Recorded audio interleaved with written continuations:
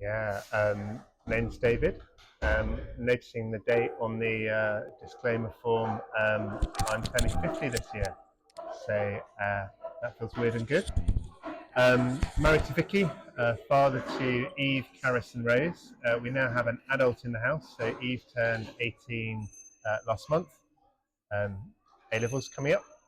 Caris turns 16 after Easter, GCSEs, and then Rose turns 13 after Easter, so it feels like a lot of transition going on in life. My wife Vicky is an artist, has a studio in the garden, and I am a priest in the Church of England and have been for almost 21 years. What do I think about most? Overthinking and then thinking I'm overthinking. um, yeah, so I do feel a lot of my time and my days and my thoughts are caught up in myself, which can be quite challenging.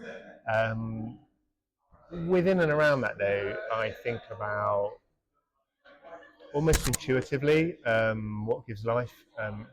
Really notice and I'm passionate about what gives life to myself and to others. And that can range from simple things of eating and drinking together with friends, exercise in the outdoors, but also justice issues, peace and justice issues. Thinking, overthinking. Um, yeah, time's a weird one. I feel I'm rushing through life all the time, even though I notice that, and my desire is to be more restful and unrushed and slow and meditative. But in terms of filling my days, it would be working up to 6 days a week within and outside the church. It would be as an at-home, semi-at-home parent in the sense of I work from home, so that's got pros and cons. I guess there's a structure to my week given by Sunday services, by midweek meetings, by school's work, going into the local primary school. Yeah, I'm not the most focused, so time ebbs and flows, and there's a joy in managing my own time, but also quite a stress. Well-being and health.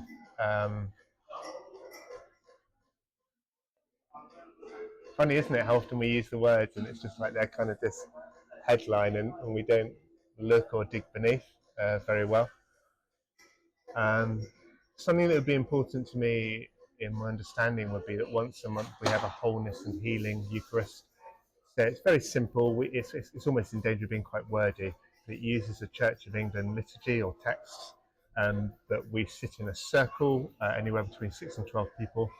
And what is a normal communion service, we emphasise sitting together, a little bit more sharing about one another, and then pray for healing either within oneself or for a loved one or for the world. It can be body, mind or spirit, and we anoint with oil from the cathedral a cross on the head, as well as praying, and then we gather around the table of bread and wine, remembering this image of death and of life. So that's really important to me, and I guess within and around that would be my own journey of ill health 11 years ago, April 2013. Suddenly ending up on intensive care within 2 days and not being expected to live, and waking up from a coma with a tracheotomy, incredibly feeble and fragile, and actually 6.5 weeks in hospital and most of a year off work, kind of forced to understand a bit more about myself, although I'd say that 11 years on, I'm still learning and possibly avoiding, but hopefully growing through that understanding. So something about well-being and health would be an ease within oneself and within one's place in the world. And that's probably the starter for me, and something I'm possibly still seeking. How do I keep healthy and well?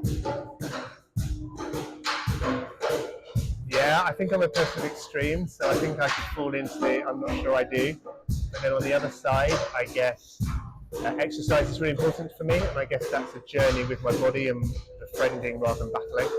So training currently for the Edinburgh Marathon at the end of May, which feels a real delight from where I was waking up on intensive care plugged in. So physical exercise is really important for my keeping well, and that involves some swimming and some cycling. And the danger for me is always overdoing and overextending. Something about being well would be the relationships, say family, friends. I don't make friends easily, I make acquaintances easily, but I've never really kept good friendships. And part of that is exploring now later in life ADHD diagnosis, so that's kind of exciting but scary. Keeping well would be to do with spirituality and faith, would be looking for a bigger narrative, a purpose. But then what I'm learning as I get older is part of holding faith is having to hold tensions, that there is pain and suffering and there is joy and beauty, and they coexist, and I want to kind of separate them, so that can be quite a strain on my mental well-being. I think something of health in serving others as well, which in one sense comes very intuitively through Christian faith in the church, but actually my personality, I realise I'm quite selfish. On the one hand, I want to give generously to others. On the other hand, I want to have my needs met. So, yeah, I'm not entirely sure I've thought through on what's healthy. I think there's an intuition in me that on the whole is good, but I don't know that I particularly calm and think and focus and notice. I kind of almost take it for granted. Oh, yeah.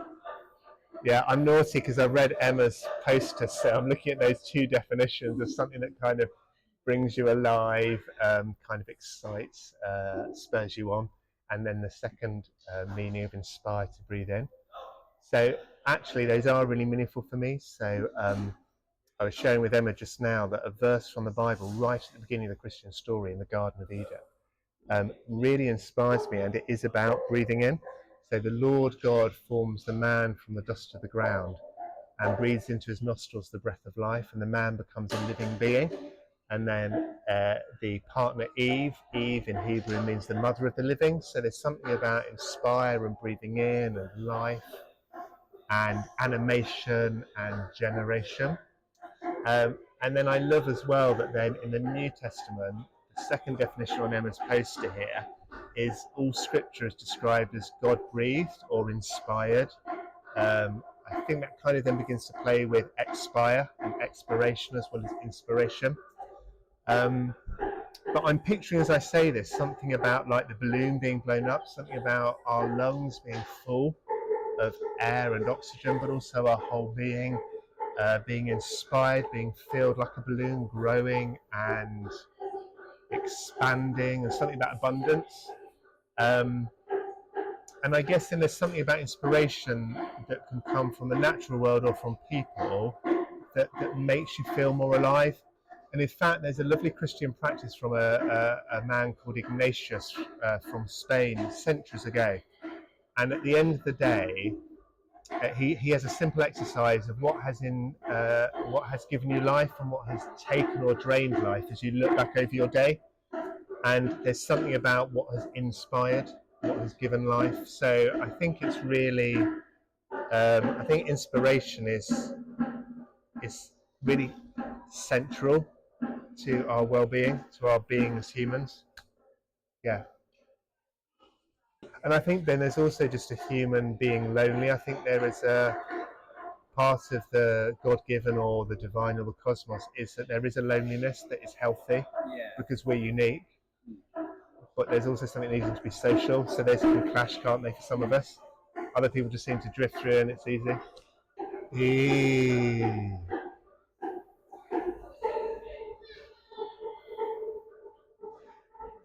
What inspires me would be probably the opposite of what I feed my mind with, which is I follow news on my app and all these headlines, and that can be really inspirational.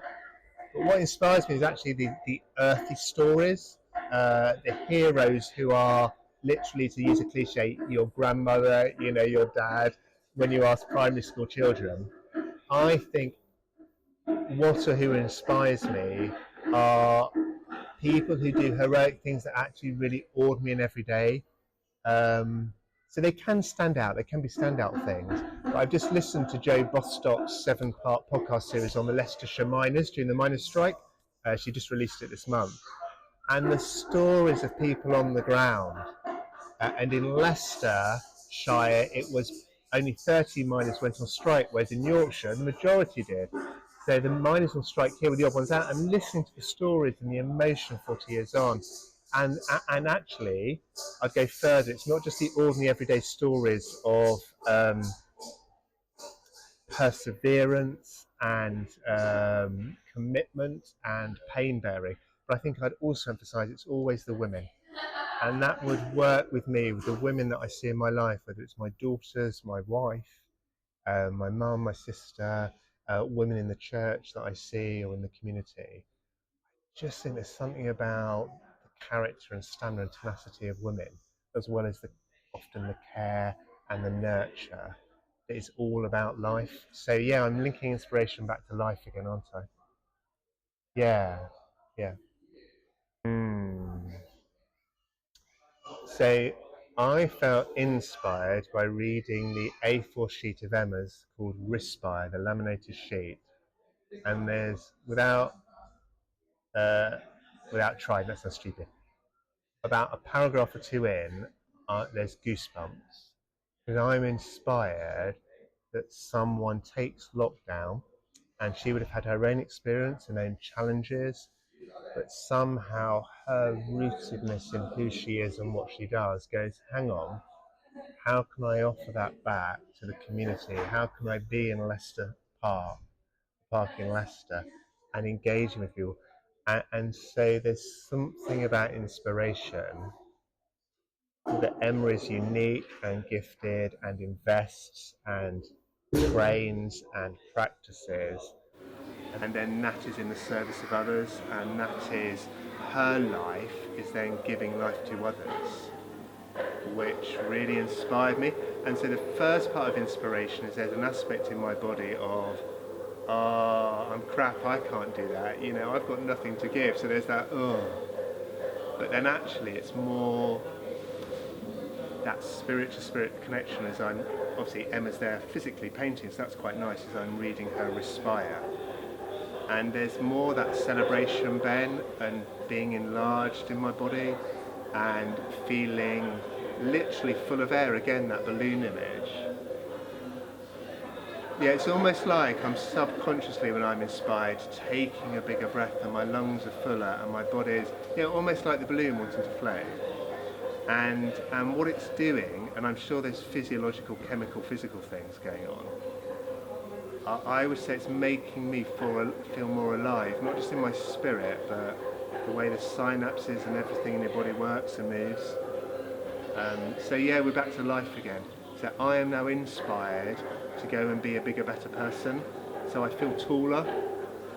I'd say probably for me as well, although I'm very talkative, my mind's calmer. I feel more at peace with the world. So yeah, just today, because I tend to remember the thing from the last few minutes. I can't remember like the morning. I'm sorry. I would say meeting Emma, seeing her paint, reading about her work, you guys around. Yeah, I'm going to leave here in my body more alive. And yet strangely, because of my illness 11 years ago, I live with a mild fatigue. So when I finally get home and wash the mud off, I will need to lie on the bed for half an hour. So part of what's going on in my body is I'm probably more honest about, I'm making it quite a busy morning, so I need to pause. So part of inspiration is wanting to take on the world, and part of it is wanting to meet my own needs and those the people around me. Yeah, everything. Community is just so in my blood, and yet somehow I avoid reflecting on it and kind of making it my own, which is ridiculous. So community is part and parcel of who I am, by personality, by profession, as a church minister.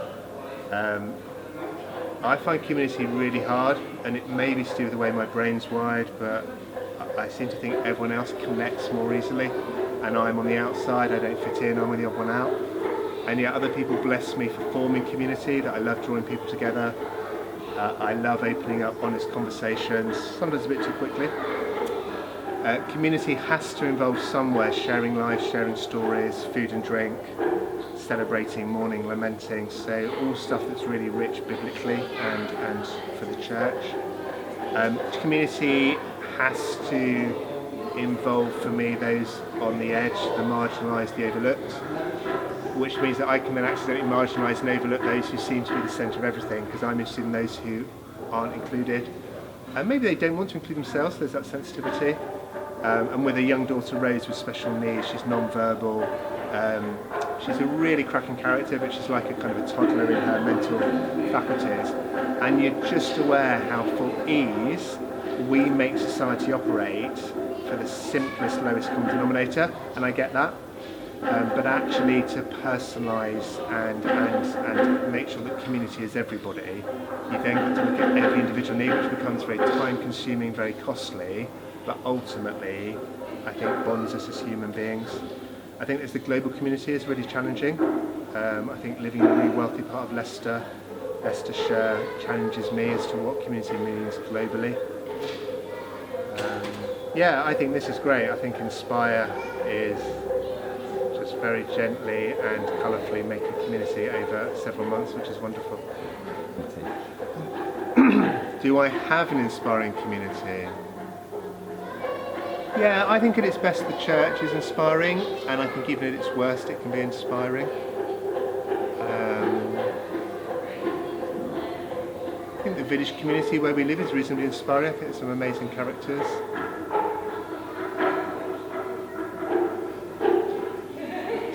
I think there is something around, and I don't put this into words very easily, there is the community of being Christian and some relationship with God, with the divine. So being in communion with something beyond ourselves. And actually, Ben, I find there's a specialness in community that is holding silence together. And I think there's something precious about not using words. It can be a silent activity, or it can be silent stilling. And I think that's quite special. Trusting and being safe with people in a very don't have an agenda kind of way. Yeah, my final thought that comes to mind, because I'm wanting to practice more silent meditation beginning and end of the day, the shared wisdom across different faiths and no faith seems to be 20 to 30 minutes morning, 20 to 30 minutes evening. But what I'm attracted to is being more present to myself and to the world, calming the mind and being more aware of my body, that kind of thing. But what's interesting is actually this hour in Melton Library is having a similar effect, because this building of community that is very open and generous and inclusive and creative and colourful and almost unagendered and leisurely is community. So I think I'm breathing that in, and I think that's what I take away. It's making me very aware of just being here now.